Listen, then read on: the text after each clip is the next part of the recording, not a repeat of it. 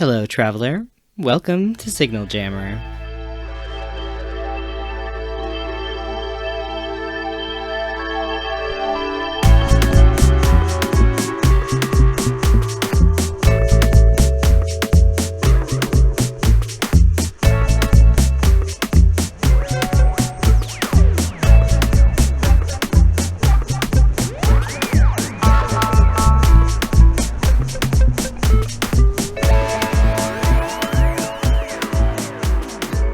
Previously on Signal Jammer, the dwarf soldier Hoyt Iron Eye is offered a mission by Abadar Corp and asked to find a crew. Hoyt calls his sometime ally Tahira, the Kasatha vanguard, for help. As luck would have it, Tahira happens at the time to be visiting the flower shop of Sigi, a dragonkin technomancer, and his friend Cloudy, a kitsune operative. After running off some neighborhood Yosoki who were attempting to collect protection money, the three join Hoyt in a local coffee shop. There they realize that they all already know each other in one way or the other, and agree to at least hear the details of the mission, proceeding together to the Abadar Corp Tower.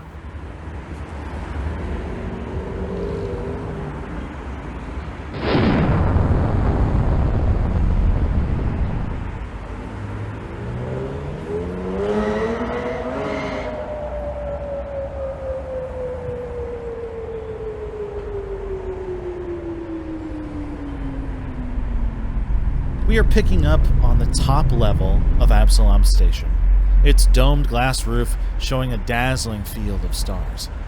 Our party of four walks into the tallest building on the station, Abadar Corp Tower, also known as the Golden Vault, and make their way through the main reception area into an elevator. They are Cloudy, a sly gray and red furred kitsune, Tahira, a slender four-armed kasatha with an elongated head, Hoyt, a stocky, beardless dwarf, and Sigi, a blue-scaled dragonkin who towers over his companions. Floor 516 is what it says next to them as they walk out into a lobby that is very tastefully appointed with a sleek gold and silver on white color scheme.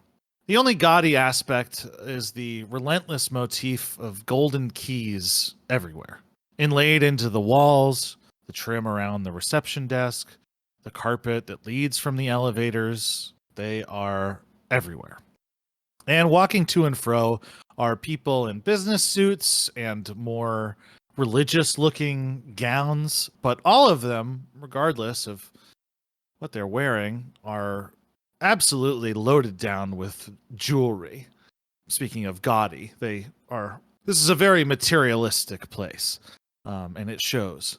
There is a large reception desk that is being tended by a young man that looks very human, save the large antennae and pale green skin.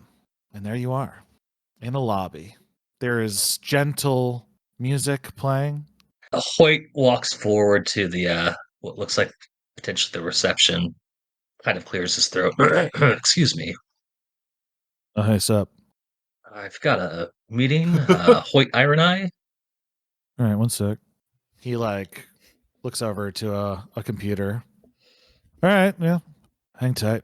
I'll get him for you. Cool. Just go sit over there. There's some sitting. Okay, go chairs. sit in the seating area in the lobby. Fair enough. Yeah. There is one large sized chair. Hoyt takes it. I'm just kidding. Yeah, so Hoyt takes it and stretches out.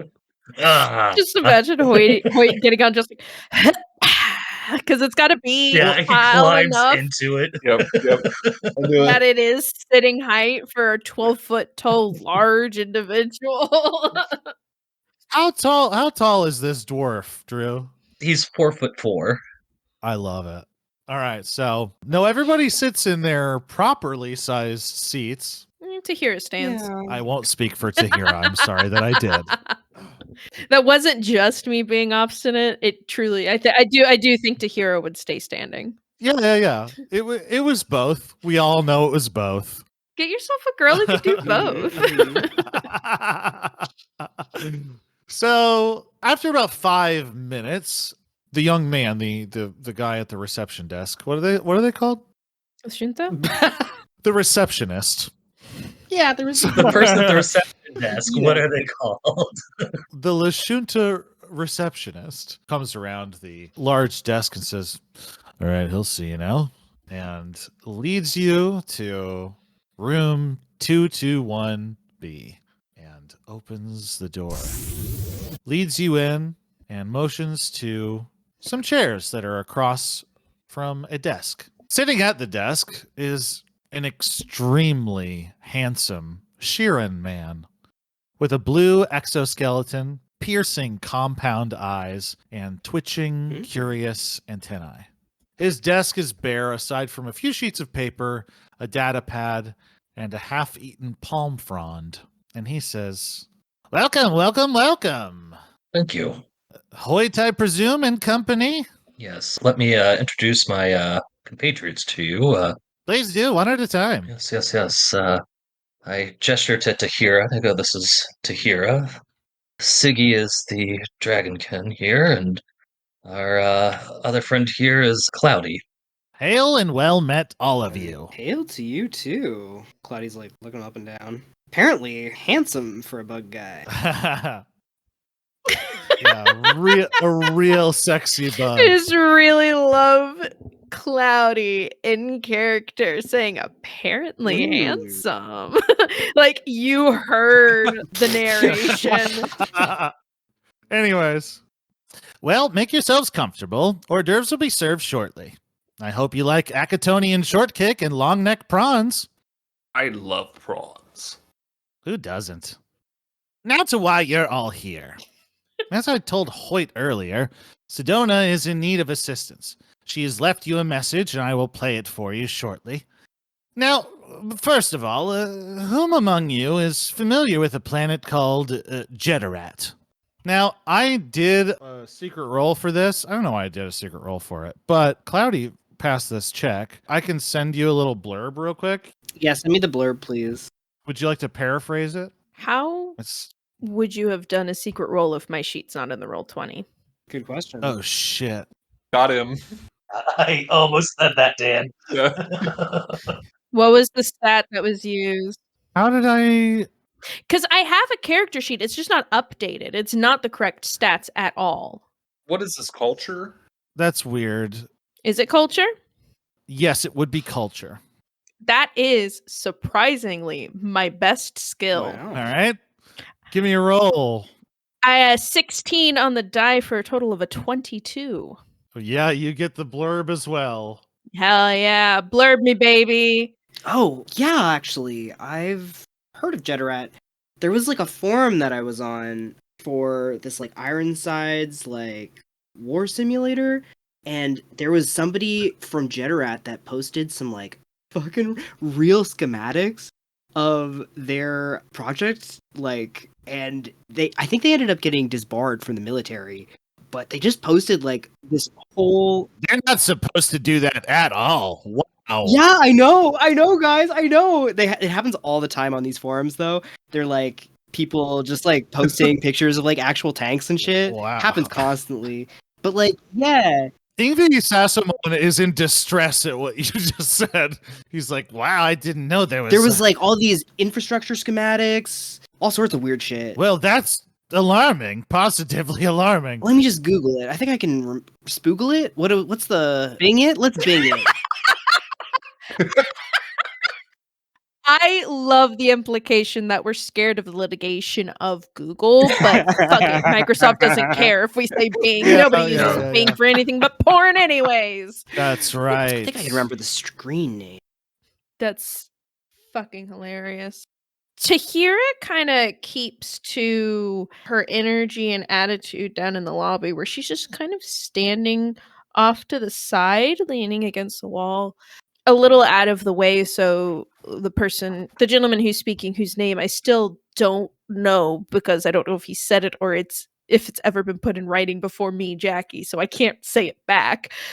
She's listening to him speak, and similar to Cloudy, when the familiar planet named Jeterat comes up, she responds and reacts with a degree of recognition that could only be noticed if there were eyes upon her, because she says nothing in the moment and just listens. Ingvi Sassamon has compound eyes, which means he has like 64 eyes, basically. So it's very possible that he picked up on it. If anybody, only Ingvi probably would. Exactly. Well, yes, aside from your terrifying news about this, what I can only describe as a massive security threat. Yeah, it was a Xena warden. You got kicked out of the military. Wait a minute.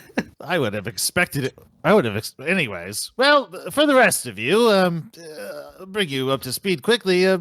Basically, one of the closest star systems to the Pact Worlds, Jeterat, is mostly barren planet with lots of mountains and snow, and so corporation, a little startup called New Horizons Ventures, LLC, decided that they would turn it into a ski resort. The whole planet. They presented a proposal to Abadar Corp. I was, in that meeting. It was very exciting, let me tell you. But so Abadar Corp decided that we would buy in to an extent to provide some funding and consultancy for this ambitious venture. We helped them get in contact with the Xeno Wardens, who are helping to build the rather weak atmosphere of Jeterat in order for it to support oxygen-based life forms. Any questions thus far? Well, I will let Sedona take it from here, actually. She left a message for you, and I think that, personally, skiing is a very noble pursuit. I couldn't agree more. My mother was very into it. It's a very popular sport on my home planet of Triaxis. We have very long winters, and many people get around on skis. And you do have those long winters, don't you? Skiing is particularly awesome when you can ski down, ramp off something, and then fly to land somewhere else. That opens my mind. That's crazy. It's pretty fun. Oh, to have wings. He looks forlornly. Oh, to have wings. The majority of the people in the room don't have wings. It's literally just one. But Ingvi is the most sad about it in this moment. So the Sedona message. In a very Star Wars sort of way, he puts down a puck. Love a data puck. On a table, on the desk, and Love a data puck. So let me explain what she looks like. She is an android. And in Starfinder, androids look almost exactly like humans, aside from the fact that they have sometimes more exotic skin tones, sometimes blues and greens, and they have what appear to be circuitry board tattoos stretched across their skin. Sedona has bronze skin and white circuitry tattoos. She is beautiful. She is wearing a snowsuit with a environmental helmet on, and I'm trying to imagine the helmet. I'm sorry. Is it like a bulb, like all fully clear, or is it like fluffy and warm inside because it's cold? I think that there is a fluffy collar to it, like a big fluffy that kind of surrounds this. That's hilarious. Actually, I like that a lot. Style space helmet. Yeah. Sorry. No. This is important. But anyways, that is who appears as the hologram activates, playing a recorded video message. Hello, Hoyt and company. Thank you for coming. Your help is greatly appreciated. Let me bring you up to speed. About 3 years ago, surveyors of New Horizons found rich veins of iron in a relatively well-accessible mountain range at the north pole of the planet. This is important, as they had been importing steel from off-world at great expense, as they have hundreds of miles of ski lifts to build. So, New Horizons put out word that miners were wanted, and Pharaoh Town was born. A small city that houses the miners and all the businesses that have sprung up from there. During the surveying process of one of the twin mountains, the New Horizons surveyors found a chamber that contained what they described as ghosts. Immediately, New Horizons security forces closed off the mines and ceased operations. New Horizons is saying that there's some sort of hazmat situation. But in interviewing miners in Pharaohtown, I was able to get the ghost story. Since I am a paranormal investigator as well as my other duties, Abadar Corp sent me in to suss out the situation and make an assessment of what needs to be done. What I need is for you to meet me out here in Buckley Pass, the mountain pass north of Pharaohtown, which leads to the mines. I've set up an observation spot where I've been analyzing the security forces and their patrol patterns. I've sent over a map that indicates our rendezvous spot. So call me when you get to the planet, and I'll see you soon. The puck deactivates, her figure disappears, and you are in this room with this devilishly handsome bug, and long-fingered prawns and Acatonian shortbread is being served to you. Hoyt has a prawn in one of his hands, but he immediately, his eyes once more go wide and tries to catch Cloudy's attention. He goes, "Buddy, did you hear that? There's a mine. Oh shit! We get to go to a mine." I'll be right at home, huh? Sigi rolls his eyes because he hears a lot of mind talk. I mean, he hears a lot about that video game. Mine Rock Galactic, it's a classic. He's friends with Cloudy. He listens to it happily. You know, he tells Cloudy about like all of his flowers, which Cloudy doesn't probably like to hear that's what about. we You know do how for every friends. flower is doing. But you know, Sigi does say to this Sheeran guy, "Well, will you be giving us a ship? How will we get to this planet?" Yes, you will be provided with a ship to use. If you do not have a pilot among you, we can have one of ours go with you. We have a pilot, I think. Theoretically. Yeah, I can definitely pilot. For sure. Like 100%. I like tap on my little VR little goggle on my eye. Tap tap. With this, I can do anything. Pretty much. Oh. Well, does a fancy eye thing a pilot make, I wonder? Yeah. In this case, for sure, definitely. Okay, very well. I did also mention bonuses, which I will detail now. First of all, as was promised, you will be paid 500 credits per person. Not only will you be paid, you'll also be placed on the provisional list of Abadar Corp contractors to pick up some more work later on. And finally, you'll be provided with very generous payment terms and a loan in order to procure yourself a spaceship. If you would like to all work together in the future, this contract would be given to you as a group, and you would have, again, very generous terms to pay off this loan, and as such will be a fully flying operational unit of Abadar Corp contractors. All of this is yours for the taking, should this go well. Not to mention your, Hoyt, your desires, your endeavors to become a steward. I'm sure this would go well with Sedona and her ilk. So what do you say? Would you like to go hunt some ghosts? I mean, I would. Point of clarification, being a contractor for the Abadar Corp, I don't want to necessarily bring all my fellow friends here into something that they don't necessarily want to be doing long term. Are they able to refuse job offers or contracts in the future, or what exactly is that stipulation? This is gig work. You will be given, yes, you are given the right of refusal for contract work. That has no bearing on the Yeah. Starship loan program. After you've proven yourself and Okay, I understand now. I appreciate it. Thank you. I mean, no offense, Sigi, but life at the flower shop is boring sometimes. I miss a little action in my day-to-day. I would have to make some certain arrangements, but I agree with Cloudy. Tahira? Tahira had been quietly taking in the conversation from where she was leaning on the wall, and when the eyes turned to her, she just kind of at first shakes her head, not realizing that they were waiting for her to agree, but then eventually nods and says, I'm not usually comfortable with being stagnant for long, so it is exciting that there might be opportunity for me to go out and do more. Well, that is all just wonderful to hear. Very well, I will get details in order, and I'll supply you with a bay where your ship will be. Again, it is a loner, but perhaps we could, if you like it, that could be the lease to own for your future endeavors. Who knows? Very well.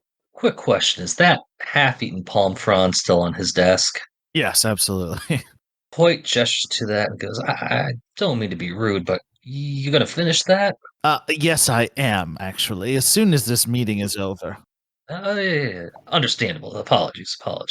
Are the long-necked prawns not to your liking? Well, you know what they say, prawns and palms, but that's just me. That's what they say.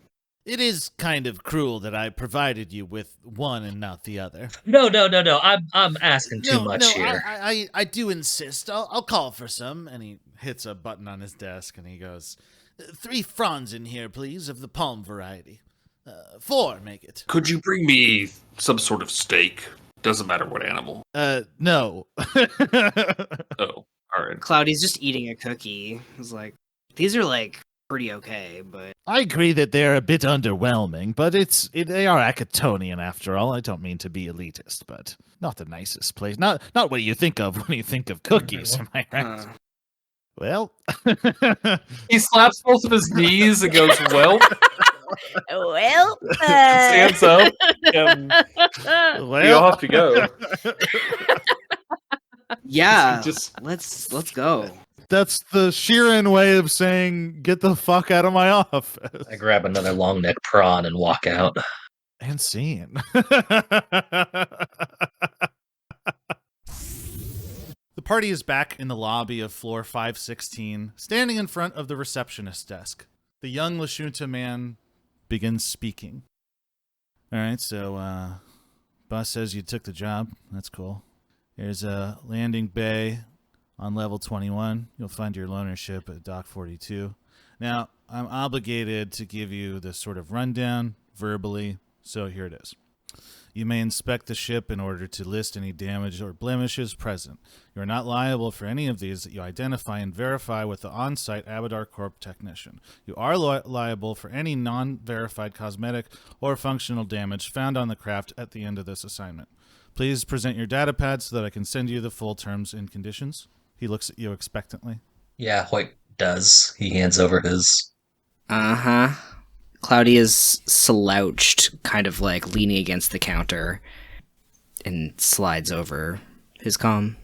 He kind of does a flick thing with his finger that Bluetooths the information across to you. Sigi is kind of rubbing his horn and it's just, I'm going to have to make arrangements for the shop somehow. But he hands over his data pad, but he seems to be like just thinking, and he often talks out loud when he's thinking. So Sure, it's fucking same. We could just close a couple days. We did last year, right? how long do you think we'll be gone? It's a day there. Hopefully, it only takes a couple days to resolve whatever the issue is, and a day back. 4 or 5 days, maybe. Was there any damage from the fight that might need repairs? Well, they knocked over the moon lilies. I should probably repot them if any of them are recoverable. Yeah, I swept up most of the dirt. If I may interject, the contract here, stipulates you guys have to leave within the next 2 hours. So No. you got to wrap up whatever you need to do. Cloudy starts reading the contract. Was just like kind of glancing at it before and is now like, oh fuck. Like, what else does this thing say? Yeah. He pulls up his data pad. He says, all right, you need to sign here, each of you. It says that I told you what I told you and that I provided you with the terms and conditions and all that stuff. So here you go. Takes it, does it, passes it along. Was there anything you were supposed to tell us that you haven't? No, I gave you the spiel and I sent you the contract. That's all I'm obligated Can I to do. sense motive him to make sure I'm not getting any funny feelings? Absolutely. Yeah, what's the contract reading roll? Okay. Yeah, I want to read the contract too. Maybe culture, maybe just an intelligence check. So to read a contract, I'm going to say is culture. God and damn it. sense motive, you can use, for sensing motive, you can use the sense motive skill. Oh, 4. Did we both roll natural 1? No, okay. Tahira hadn't passed over her comms for any kind of information passing quite yet. I think at the mention of the contract, her eyes get a little wide and she tracks the pad as it's being passed around and will gladly do a culture check if needed. Yeah, I don't have culture, so I intelligence got is a all I 19 have. on the die for a total of a 25 on that culture check.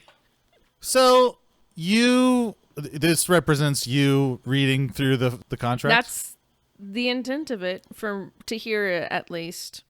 I just wanted to make sure. There is nothing out of place here. You are not signing away any rights other than like... Hey. It's like as presented, basically. Yeah, there's nothing in the fine print that, means that if you fail, your liver is going to, be chopped out of you or something. Dragonkin have 4 livers. It Nice. wouldn't be a problem. I made that up just now. So.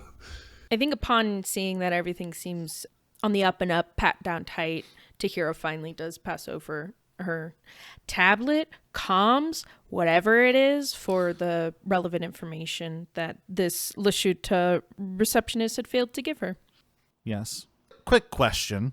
Datapad and comm, 2 different devices or same Different device? devices. Yeah. It's like a cell phone versus iPad kind of situation, right? This is more, I guess, me asking, do we want to compress that into one item? Well, a datapad is like a basic computer that can have other things added to it, like for costs and stuff. And and like there's also like levels of computer that matters for different things. Okay. So like in theory, I think your datapad maybe could be your comm too, but Does everybody here have a datapad that they keep with them? No, Tahira would only have comms. I have a personal comm unit and a datapad. Yeah, Cloudy does. Cloudy's got a bunch of shit. So I think that when it comes to something like documents, I think a comm can handle that function. Okay.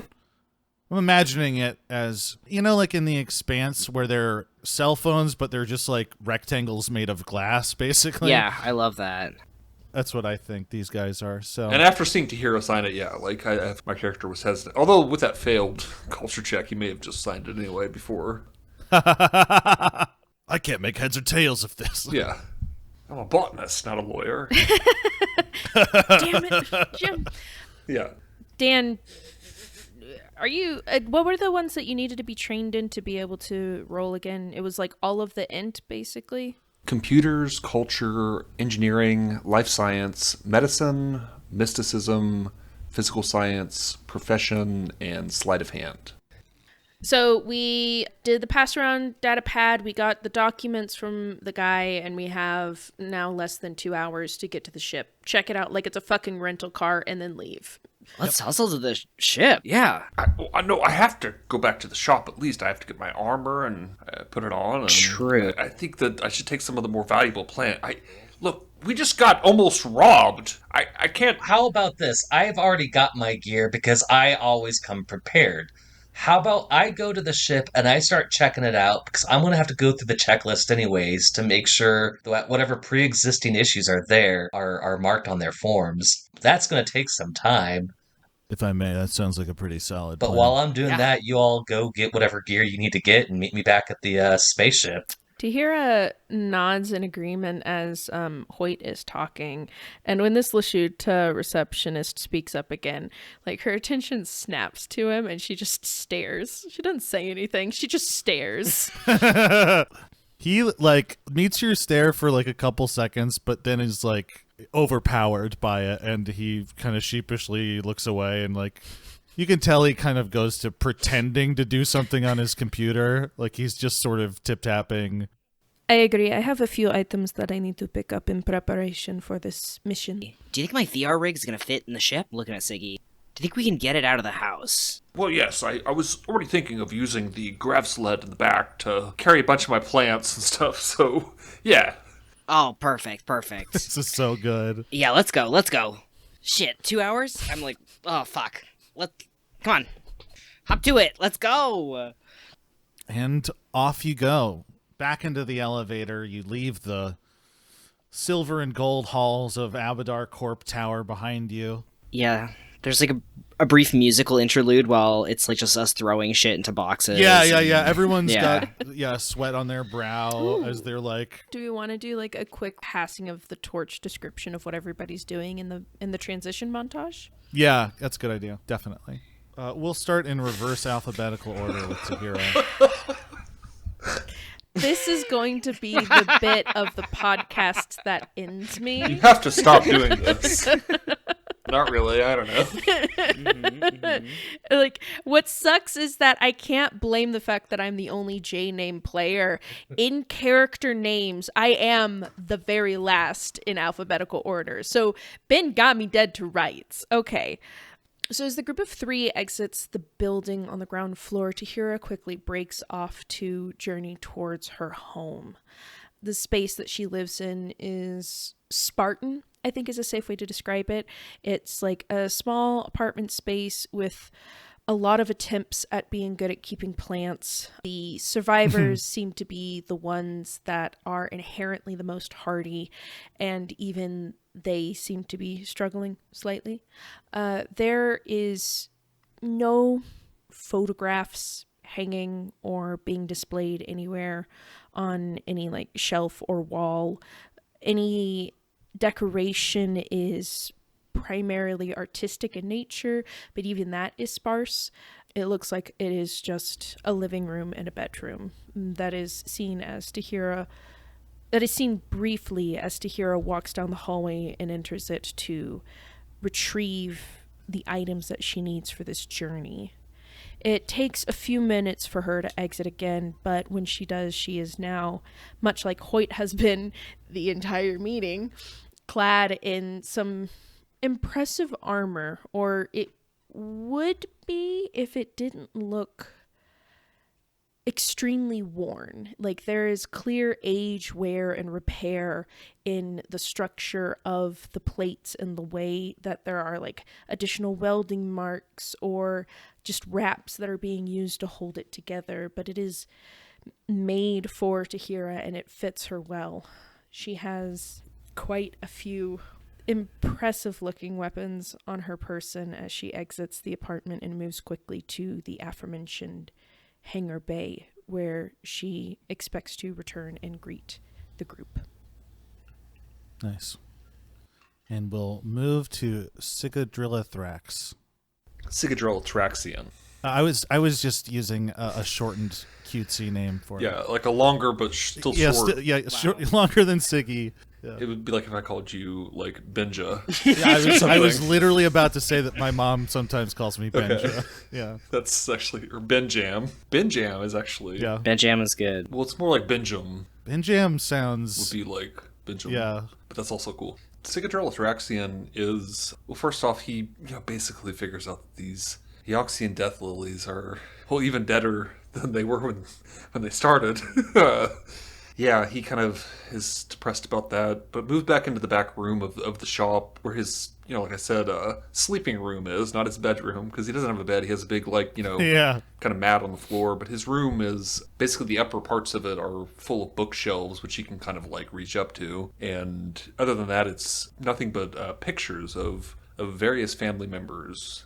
There's one that's a red dragonkin female warrior, armor with tons of military honors hanging off of her. That's more like well, actually, I don't know. There would be images from those times. I was gonna say it's like a painting because it's a long time ago, but it's no, this has always been sci-fi universe.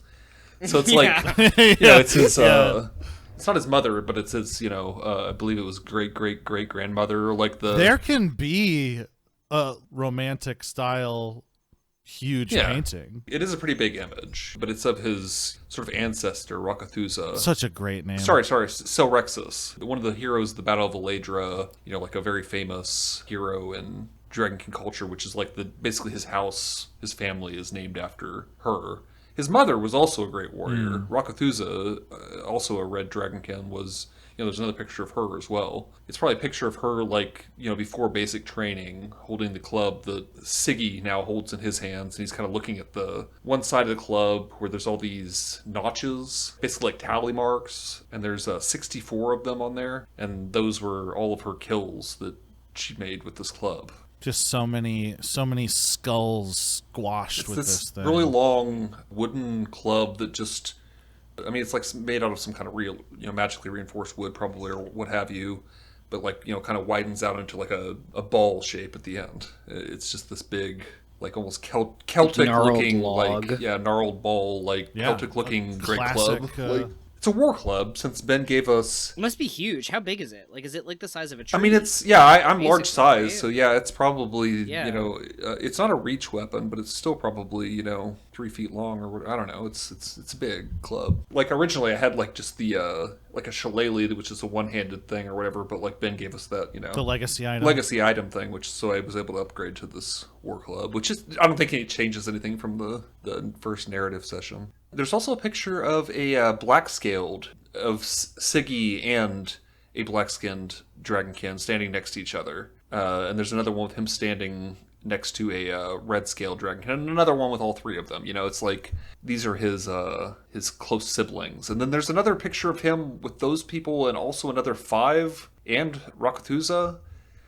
Big family picture, which is like him and all of his, basically half-siblings from the other broods. Right. But he does, like, go look at all of these pictures, before he leaves. There's also one picture that he kind of stares at, and this picture is, like, kind of surrounded by...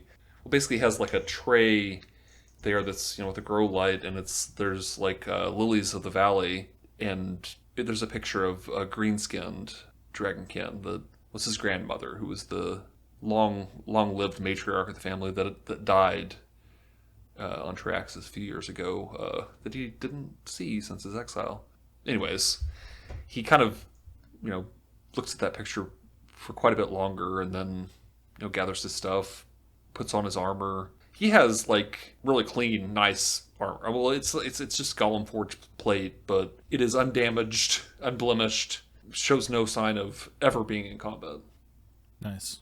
And then he goes out... Like the first day of school. He does take a bunch of his, like, the more expensive or plants that he thinks are more important or vulnerable.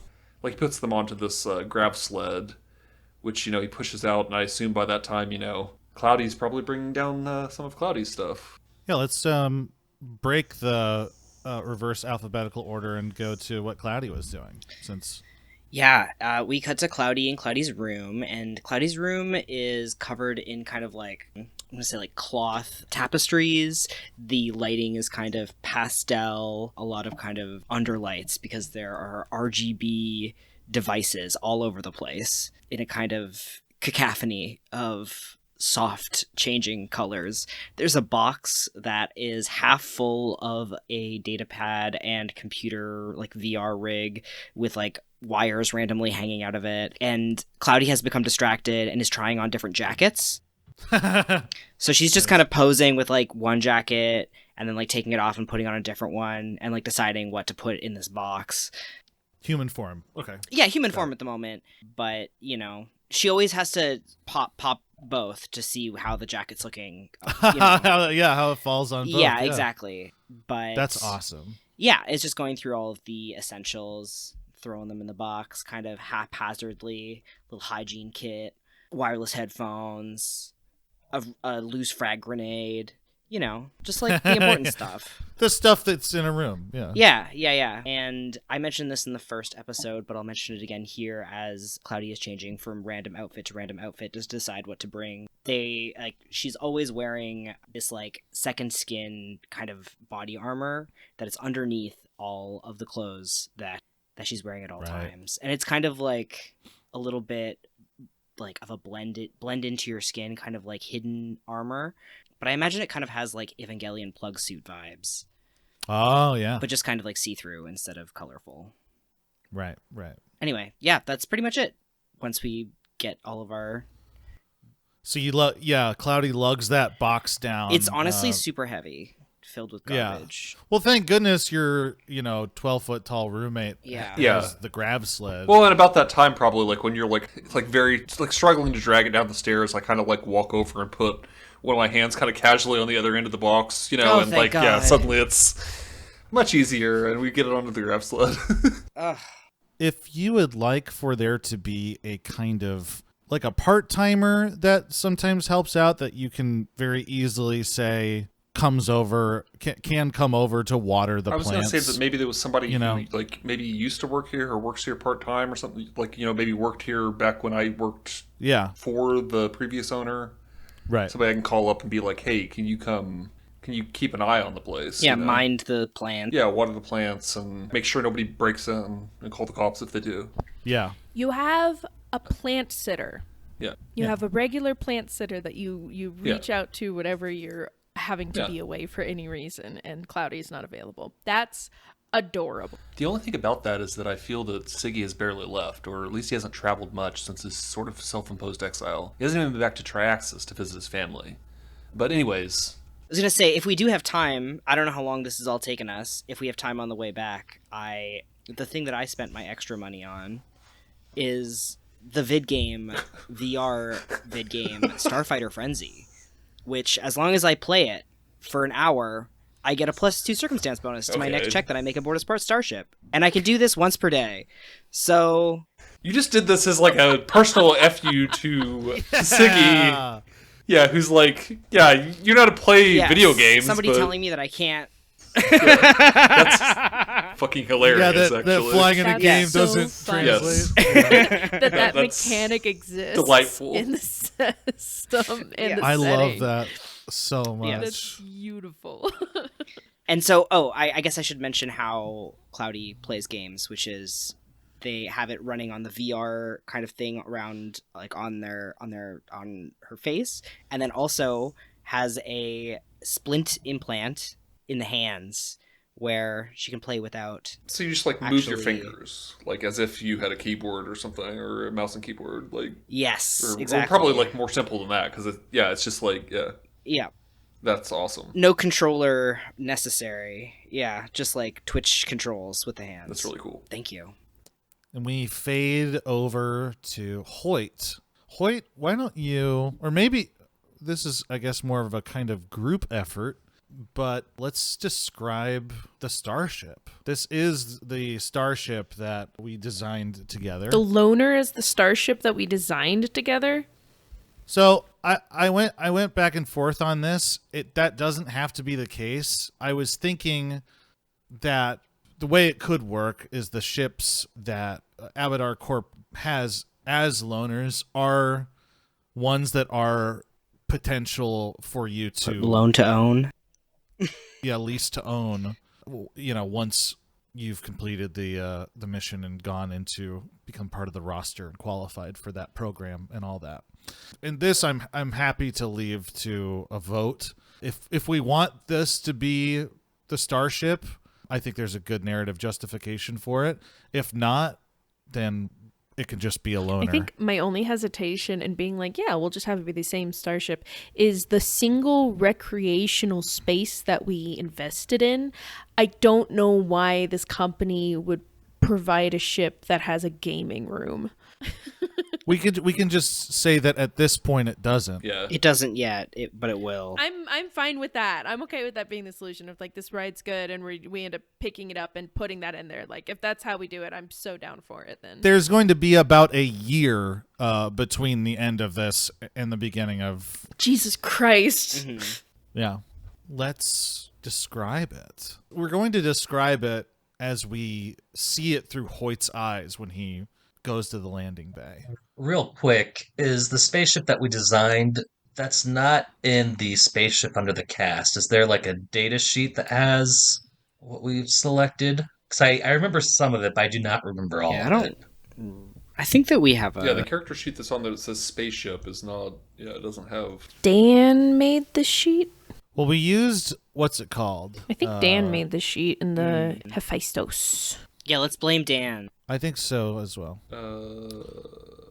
We know you have it, Dan. Where's our ship, Dan?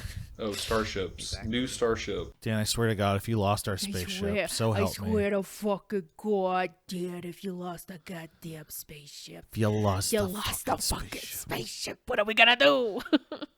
Do you know how much time and effort I did not put into making that starship? I had to leave it on an asteroid. I don't remember which one. Likely stored. Okay, no, I found it. Okay, great. Good. The gun that had been pulled on Drew earlier had slowly turned sights onto Dan. Oh. Because the trouble had Yeah. shifted, so did the shooting. Indeed. Put that on a t-shirt. Wow. We're making t-shirts already, huh? We're making merch. We're making merch, No, gang. that's just a general instruction to anybody who might hear that part of the recording. Just put it on a t-shirt. There. Okay. Yeah. Okay. Yeah. Make your own. Yeah. Be creative. Save yourself some money. DIY. But yeah, I do have the ship here. What do I have to describe it now, or like should I'm trying to figure out how? What kind of ship is it? First of all, because I don't remember. Space. Yes. Thank you. Oh my Excellent. gosh. Of the space variety. Yeah, how can I forget it was a spaceship? Sorry, I'm trying to find the systems and stuff. It is an explorer. Is our base frame? Is what we went with. Yeah, I think we have a lot of latitude to just talk about, to describe what we think. Like, I mean, the stuff that like matters for a description of it. You know, yeah, like it's. I mean, I think there is maybe a picture of the explorer base frame ship somewhere. Right. But like, you know, of the two we had options from, it's like the little bit quicker version. It's like an explorer or a transport, basically, and ours is an explorer. So it's a kind of sleeker ship of medium size, which I think it kind of describes as like a, you know, the classic, almost like Millennium Falcon size ship. You know what I mean? Like that's right. Is there an aspect of it that makes it look like very distinctive? Well, I was just going to mention What's the it- weapons. There's a gyro laser and a coil gun. A Euro laser, please. Yeah, Euro laser. So, Dan, tell me something about how this spacecraft looks. Yeah, it's sort of almost like a triangular shape, kind of squared off towards the middle, but like then the two arcs of the triangle still go back, if that makes any sense. It's kind of got that kind of shape to it. Like a triangle that's like being squeezed. Well, I could draw a picture of it better, but yeah, it's like a triangle on the front, sort of, but then it goes back, and then about midway, the midsection cuts off, but the two, like, angles of the triangle continue to go back, so there's, like, that part of the ship that go back, if that makes any sense. It's kind of like it's like a V-shaped ship, or like a little bit, but with a little bit chunkier front end. Got it. Yeah. Dev, what's something distinctive about this ship? All of the portholes are extremely round and ringed with metal. It looks like the ship is wearing spectacles. Love it. Like even the main viewport. Yes. I love that. Yeah, one for pilot, one for co-pilot. I love this especially because it's a sharp ship in other respects, but it's got rounded windows. It's got dimension. Yeah. Drew, tell me something else about how this ship looks. Absolutely. On the frame on the port and starboard are two navy blue racing stripes. Oh, You stole my detail, you son of a bitch. well, how about we also need to establish what color it is. What's its Navy base blue. color? Baby Oh, blue. the base color. I was no, Oh. no, not the base color. The base color, I was assuming it was just like, you know, standard starship gunmetal gray metal gray type or something? gunmetal. Yeah. But I can easily be vetoed on that if people want to do something different. I like gunmetal. Yeah, gray, we'll and paint it has- eventually or something. We'll get some different personality in there, maybe. Who knows? But for the moment, it's got two very distinctive looking racing stripes. Oh, I got it. So Hoyt is the one who remained to do just the general inspection, which means entering the hangar, we see from Hoyt's perspective the outside of the ship, but we also get to follow him into it. And I think inside that little like pizzazz that's given the ship those round and framed portholes and windows, and that navy blue racing stripe extends to the fabric used for specifically the pilot's chair. It's in stark contrast to the sort of drab and neutral grays and beiges that just come standard with the interior of the ship and the pieces that are already installed in it. But the captain's chair is a nice, plush, like red leather. Oh. Oh, Yeah. Cloudy's in love. Like, Oh, It's a gift for you, Dev. You're welcome. thank you. Oh my god. I just can't hear the phrase red leather without my brain saying yellow Yeah, leather. you didn't let me finish. There's yellow leather accents. It's red leather and yellow leather. Ooh. Don't say I didn't let you finish. You stopped talking like 20 seconds ago, no, Jackie. I need to be combatant at every single moment. I just have to always see to you and be like, I would like to say something. Jackie, were you finished? Yes, as the as the only she user in this group, yes. My eyes rolled so hard just then. I hope you got a headache and it hurt your neck. So there we go. And there's our spacecraft. Hoyt, I don't think we need to go through the process. There are some dings and scratches, of course, and you do that inspection with the technician that's on site. You May I, for just because I like rolling dice, can I just roll an engineering check to see like yeah. how like eagle-eyed he is? Hoyt or the inspector? Hoyt, Okay. when he's checking, and he's pretty Holy eagle-eyed. shit, that's a 30. It's a 19 on the die for a 30. So yeah, I mean, I feel like you're like undressing this ship as you walk for through sure it. Like, you he is. you know exactly how to deconstruct and rebuild every aspect of her. And the thing that sticks out the most is that this is a really solid piece of equipment. You feel as though you're not only going to be safe in this, but in fact, it goes beyond. There's something really special about just how meticulously this thing has been put together and cared for. Lovingly so. And it wants more love. It wants Hoyt's love. Hoyt's willing to give it some love. Ugh. He is excited. And at that, just in the moment where Hoyt is the most transfixed, Tahira also strolls into the scene around this time. How much longer do you think your like round trip was in comparison to Tahira's? I don't know. I don't know where you live. I would think that they took like up to the very last second. Yeah. Definitely, yes. Beautiful. And Lovely. I had to keep changing my jacket. Well, and I mean, Siki's a pretty meticulous person. He probably Sigi had to say goodbye to all of his favorite no. flowers. What I mean is that he knows how long it takes if he drags the graph sled to that location, Right. and they left it basically precisely the time that they needed to go to get there. You know, or like give themselves a few minutes just in case. Roughly an hour and 8 minutes is Yeah. what I can spend to clean up my flowers. I feel like Sigi would know enough to tell Cloudy like slightly earlier than we're supposed to leave because We got there 3 minutes like, before the yeah. time, though. Still, like probably Yeah. just because we were still like grabbing more stuff and being like, we had got to a run little more. back, Yeah, climb back up all the stairs, and get whatever. but luckily we didn't run into any shit in the streets, and Didn't have to kill anyone. my guy showed up. My plant waterer. He's actually Yisoki too, like kind of ironically with these Yisoki that Yeah, were threatening sure. us. He just is like another Yisoki that worked here, and he doesn't even know those guys. Like, Yeah. he's from Akaton. He's soaking the plants. He's an Isoki. Well, you know? I mean that. I'm not proud of that one. Dan sounds so disappointed that he might change. Yeah, no, he's actually human.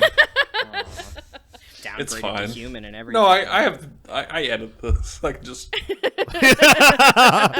And Dan Anyways. can change his own recording, and It's then you true. make the joke, and it makes no fucking sense. Yeah, I could do that. Drew, what do you think Hoyt and Tahira get up to in the hour plus before the other two arrive? Oh, that's a fair question. I mean, Hoyt is going to be a giddy little dwarf with, having this ship to kind of play with. So he's going to be checking everything out and also checking the systems. But then when he's done with that, I mean, I don't know, probably small talk, but I don't know what relevant small How about talk would be I think there. when Tahira gets to the ship, she finds the crew's quarters, picks the bunk that's going to be hers, and puts the small amount of things that she brought with her in her cubby essentially, and gets unpacked, and Okay. then spends the time that Hoyt is running around excited checking out the ship just following him, just being an Okay. additional presence, and any conversation that he has while he's just talking about wow, I can't believe they've got this thing or that thing, Tahira is present and listening, and will do the active listening responses of yeah, no, that's really cool kind of thing. And then Okay, I like it. The opposite of what she was doing when they were talking about video games. when things slow down and Hoyt's run out of zoomies, I guess. Yeah, that's fair. I imagine Hoyt and Tahira, because they've really bonded specifically at a veterans bar, right? So I Yeah, feel yeah. they have to have card games or Oh, dice for games sure. that they play, and that's just probably how they kill time. There's conversation between, but I think it's dice games. So Ben, what's the potential seating place for this game? Where would we have a table to do this kind of He has her little galley. recreational activity? I was gonna say the only place that would really make sense is a little kitchenette with a little dining room table. I think the living quarters contain a We galley. do have a little tiny galley. Hell So yeah. Oh, poor Siggy's gonna be so cramped. Poor guy. yeah. I hope he brought a Papa-san. Right. Well, Tier, do you want to start us off? I think Tahira is leaning against the table, leaning down to it rather than seated at it. Two of her arms are holding her in a resting position, so her legs extend further out back behind her, and she lazily shakes the cup, slams it down, and then tips it up to look at her results before eyeing Hoyt across the table. And Hoyt, he's sitting at the table. I feel like the chair is probably designed for human sized, so his feet are just slightly dangling off the chair. And he's got one arm on, his left arm's in front of him, kind of trying to get extra shield to stop any prying eyes, even though he's got the dice in the cup, and he shakes his dice and slams them down and then takes a little peek. By the way, the camera right now is doing just a slow circling of the table, very slow and dramatic, revolving around this tense scene, cups being looked at. I feel like the kasatha has a pretty strong advantage with just only the eyes being visible. I mean, I was the eyes going give a to lot say- away, but I was going mean, to say the lower half of Tahira's face is covered in that more standard traditional kasatha face mask situation, and Tahira's eyes are purely dark. The sclera is black.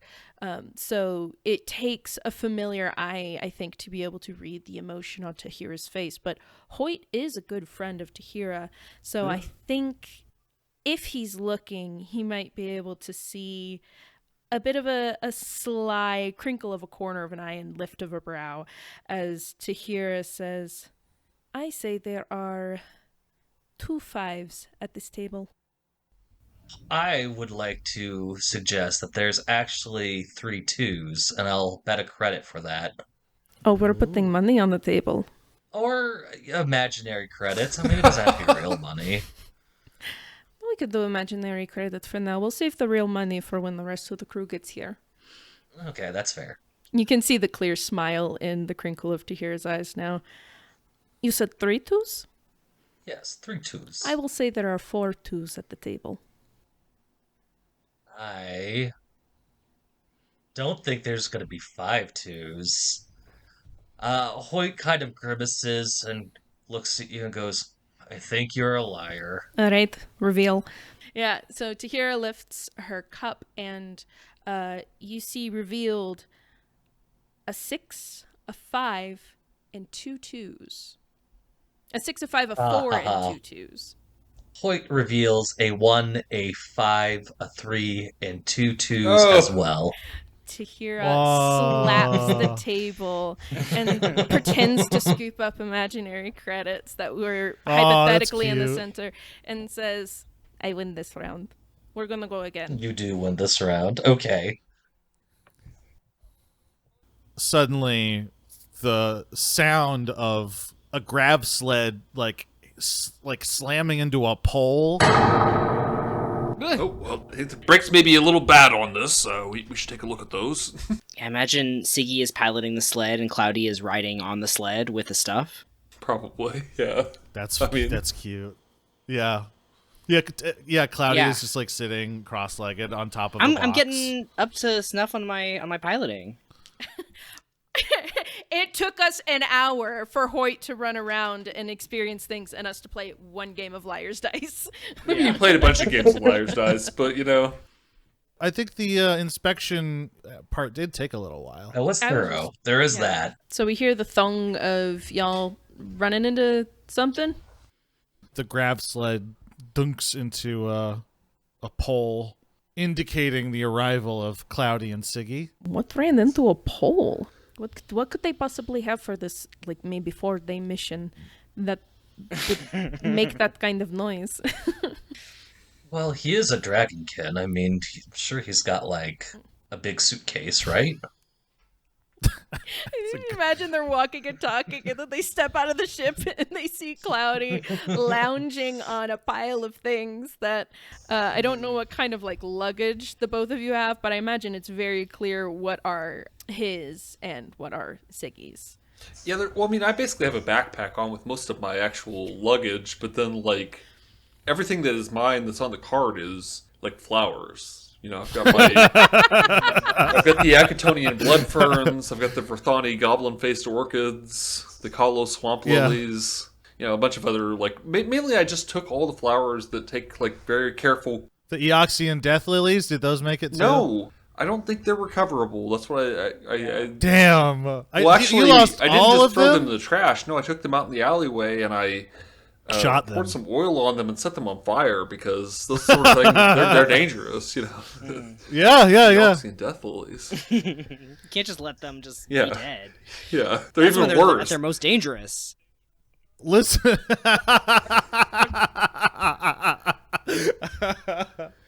Yeah, no. Cloudy put all of her like electronics and stuff just like in a big cardboard box. Yeah, that's like the other half of it is this huge cardboard box, or I feel like it's cardboard even thing in this world. It's like a big crate of some kind, but whatever.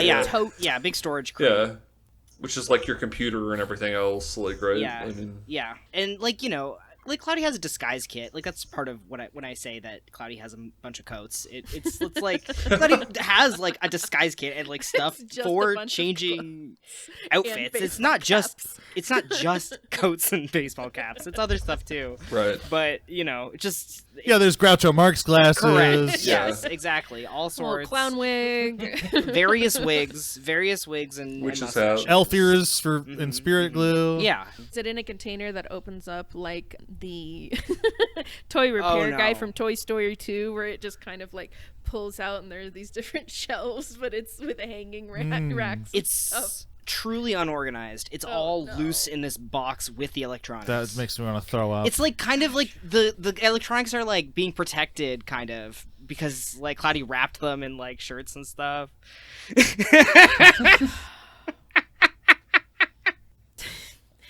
The two of you roll up, and I don't know how long it takes between y'all hitting the pole and reaching the ship itself, but in whatever time that is, Tahira has rested in the most disappointed mom pose you can think of. Oh no. And it's extra effective because she has 2 sets of arms. So one set is crossed while the other is on her hips. And she's just kind of like head tilted to the side, which is then emphasized because of the elongated skull as she looks at this cart of actual bullshit How dare you? in her eyes, and just like throws a glance to Hoyt and then back to the other 2 and says, I can see what took you a while.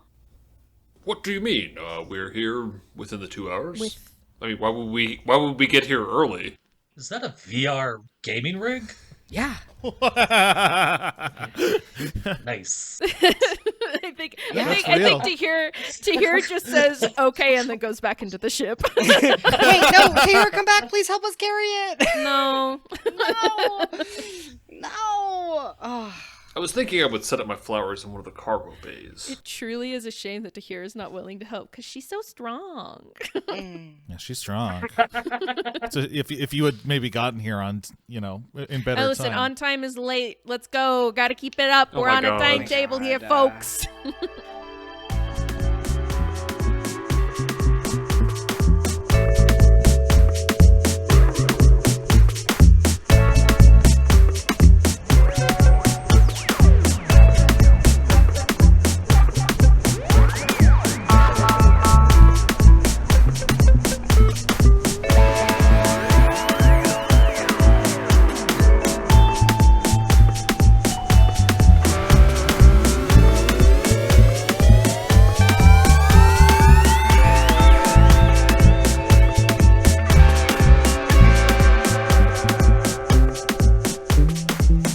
Thank you for listening to Signal Jammer. Starfinder is property of Paizo Incorporated. The theme song is Space Party by Matt Krim, featuring Project Bluebird. Sound effects and atmosphere are provided by Pixabay.